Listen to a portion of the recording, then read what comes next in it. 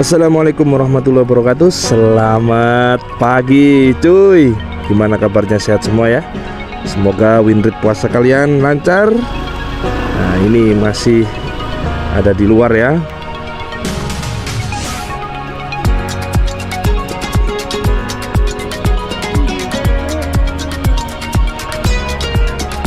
Monggo. Ini baru saja kantor anak pijet spa. Nah, ini daerah apa ini, Kebon Waris ya, daerah Kebon Waris Pandaan. Ini mau pulang menuju rumah Sumber Gedang.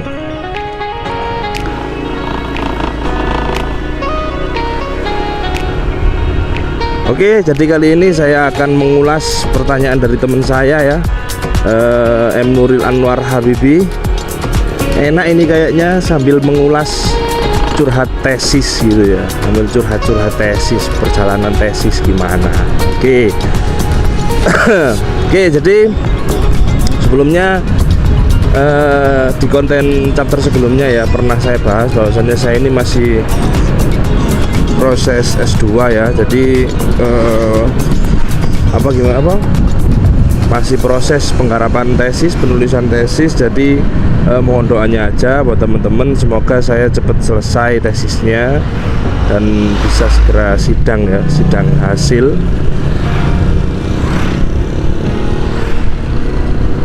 Nah, saat ini progresnya ya masih menurut saya sih 70 ya, karena masih penulisan tinggal satu bab ya, bab 5 analisa. Nah, karena masih menunggu satu data yang masih belum selesai dan juga satu pengujian yang masih dalam tahap perhitungan atau analisa, seperti itu. Nah, jadi saya share pengalaman dari awal ya, dari S2 itu. Awalnya itu saya nggak ada niat sama sekali untuk S2 ya, nggak ada niat. Yang saya lulus S1 itu kan 2016 ya, saya lulus S1 2016. Kemudian S2, daftar S2 itu tahun 2022. 5 tahun. Jadi jarak antara lulus S1 sama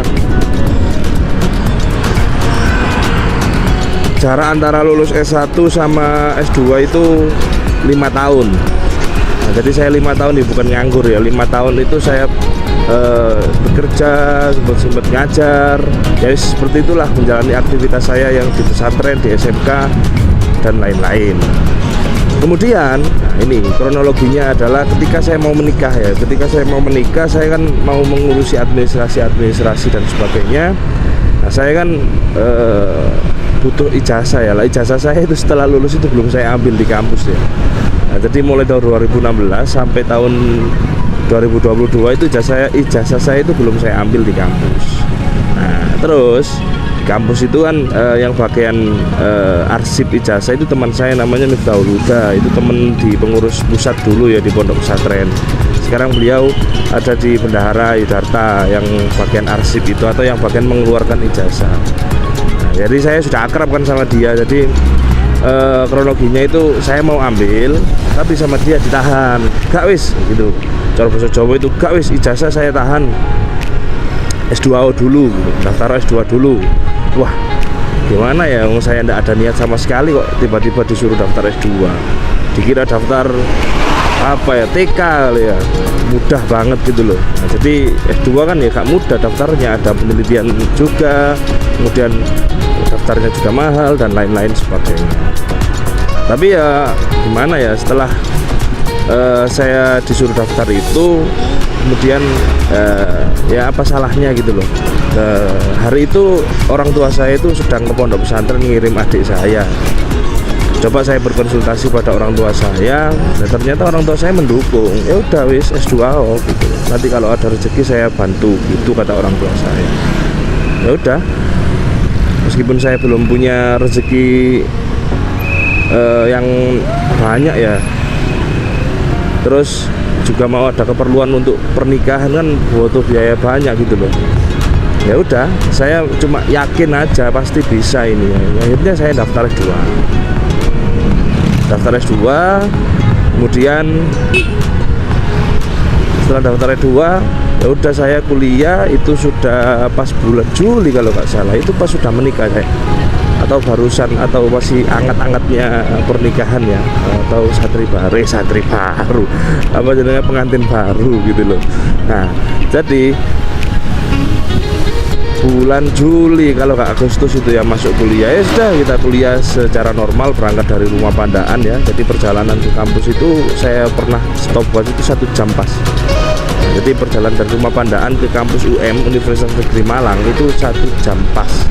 Jadi selama semester 1, semester 2, semester 3, nah sekarang semester 4, nah, itu perjalanannya PP dari Pandaan. Semester 1 itu saya kuliah 3 hari ya, maklum ya, semester awal itu kan ada mata kuliah wajibnya ya. Jadi saya kuliah 3 hari. Semester 2 sudah berkurang, tinggal 2 hari saja. Semester 3 tinggal 1 hari plus sempro ya, plus sempro dan juga pengajuan tesis itu. Nah sekarang semester 4 sudah tidak pernah ke kampus saya ya. Jadi keperluan Yudarte, keperluan kampus UM ya saya buat online sama teman-teman saya. Kebetulan saya penelitian itu satu klub atau satu kelompok sama teman saya namanya Nuril ya, Nuril Anwar Habibi ya, yang tanya pertanyaan ini ya. Nah, itu anak Tuban ya. Kemudian sama satu itu namanya Prabowo, bukan Subianto ya, Prabowo saja namanya. Itu anak Trenggalek apa Tulungagung gitu. Itu cah medok pokoknya itu ya. Peh itu Prabowo itu ya.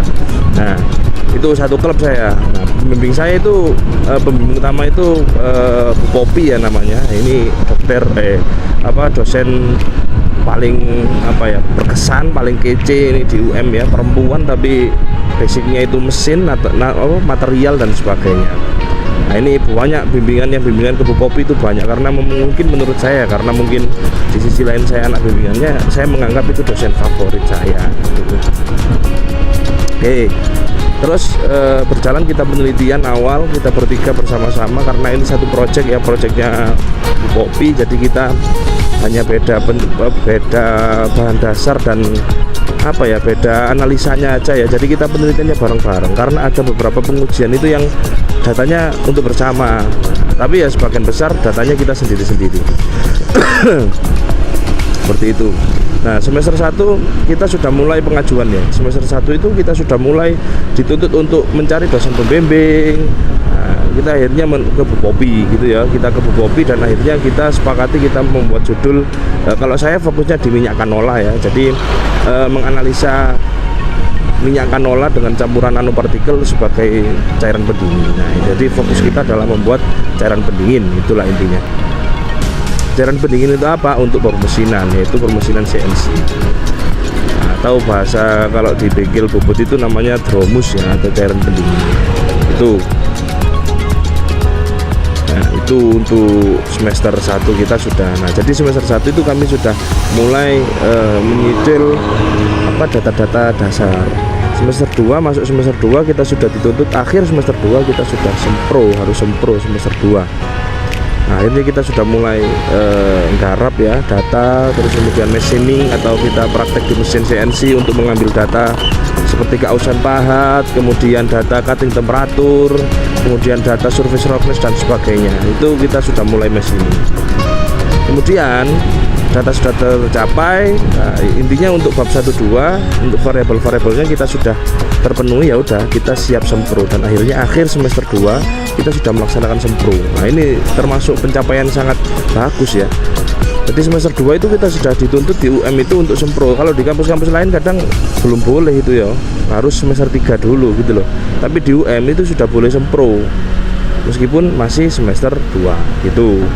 Nah, akhirnya masuk di semester 3 kita sudah mulai fokus untuk mengambil data yang lain, karena variabel atau variasi kita itu 5 variasi. Nah yang untuk sempro itu 2 variasi saja. Jadi semester 3 kita fokus untuk pengambilan data, machining untuk melengkapi yang ketiga variasi tadi. Itu untuk pengambilannya. Nah masuk di semester 3 ini ada beberapa kendala ya. Nah ini beberapa kendala kita ya, mungkin kita entah beberapa hari kurang solid atau gimana gitu loh, karena kita kan bertiga gitu loh. Nah jadi harus kompak, garap data itu harus kompak lah. Entah suatu hari kita ya mungkin saya kan keterbatasan jarak, waktu, tenaga dan sebagainya. Ada teman saya juga sama gitu loh. Jadi kita sering miskom dan sebagainya. Itu yang membuat data kita belum selesai. Dan data kita itu banyak loh ya. Data tesis saya itu banyak. Nah, sampai sekarang semester 4. Ini semester 4 sudah setelah UTS mungkin ini ya. Ya lupa ya kan nggak ada kuliah udah. Nah, jadi sampai saat ini data kita sudah selesai, tinggal yaitu tadi sudah awal tadi tinggal insya Allah dua data yang tinggal uji ya, atau sudah uji, kita tinggal menunggu hasilnya saja. Itu datanya. Nah, jadi data ini selesai, kita mulai analisa ya. 5 ini fokus kita ke analisa, kemudian kita menulis jurnal. Nah, saya harap Ramadan ini ya, sebelum hari raya ini selesai semua analisa ya. Jadi kita tinggal fokus penulisan saja, dan setelah hari raya nanti kalau bisa kita posting jurnal ya untuk syarat sidang kan itu. Dan proses jurnal itu kan enggak bentar itu ya, jadi 3 bulan 4 bulan baru accepted ya. Nah, jadi baru accepted itu insya Allah 3 bulan 4 bulanan itu. Nah, kita itu minimal Sinta 2 kalau nggak salah loh ya, kalau nggak salah itu jurnalnya. Nah, ini masih belum tutup jurnal plus ini ya, masih ini data kita ini masih belum selesai. Nah, itu untuk pengalaman tesis ya. Jadi mohon doanya saja ini agar data pengujian yang 2 uji ini selesai, segera saya olah, kemudian saya analisa dan selesai gitu loh. Karena proses menunggunya ini yang lama, menunggu jurnalnya ini. Jadi sidang saya itu masih belum bisa dipastikan kapan-kapannya, belum bisa karena masih menunggu datanya gitu loh ya, masih menunggu kepastiannya. Itu untuk pengalaman berkesan ya, mungkin kami bertiga itu di samping garap tesis kami juga sama pembimbing itu sering diikutkan apa gitu ya, kontes-kontes gitu loh.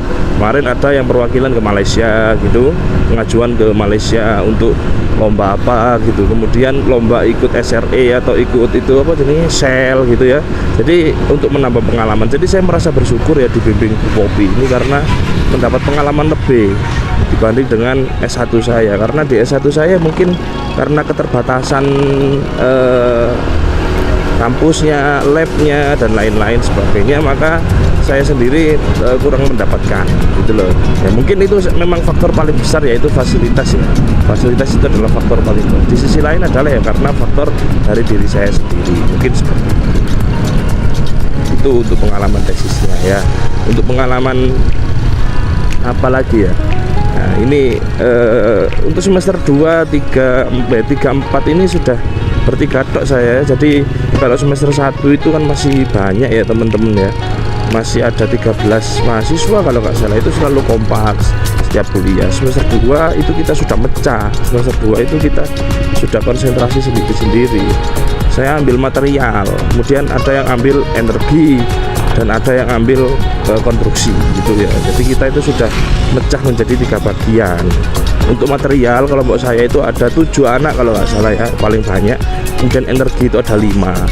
Kemudian di konstruksi itu yang ada 2 anak ya. Jadi kuliah itu cuma 2 anak saja. Nah, dari ke-13 anak sampai saat ini yang sudah lulus atau sudah melaksanakan sidang itu hanya 1 anak ya, hanya 1 anak saja. Yang 12 ini masih proses semua. Ya memang tidak semudah itu ya untuk penulisan tesis ya. Jadi memang butuh waktu, butuh pikiran, tenaga dan lain-lain. Itu.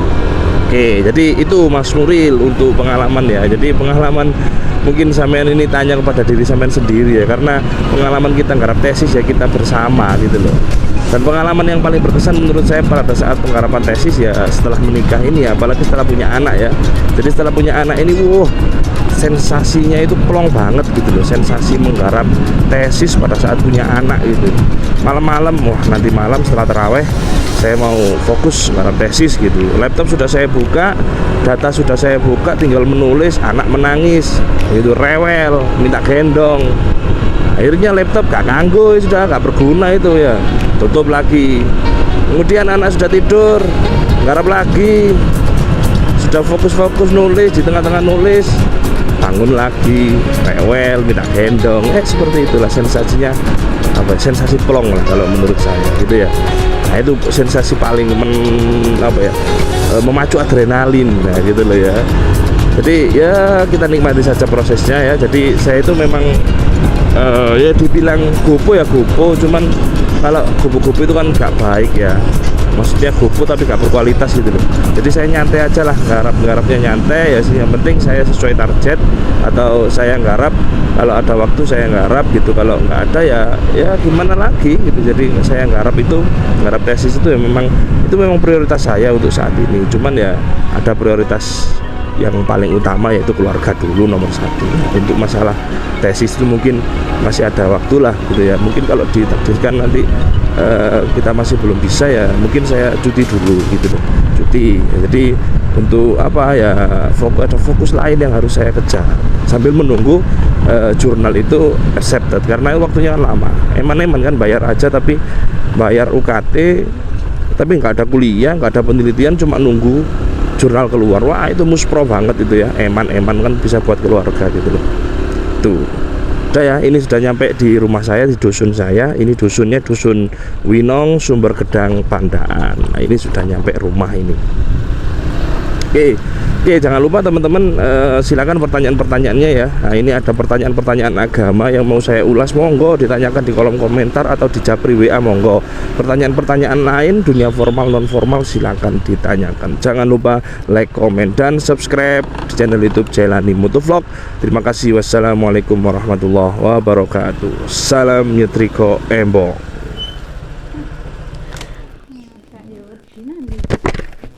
Ngaruh.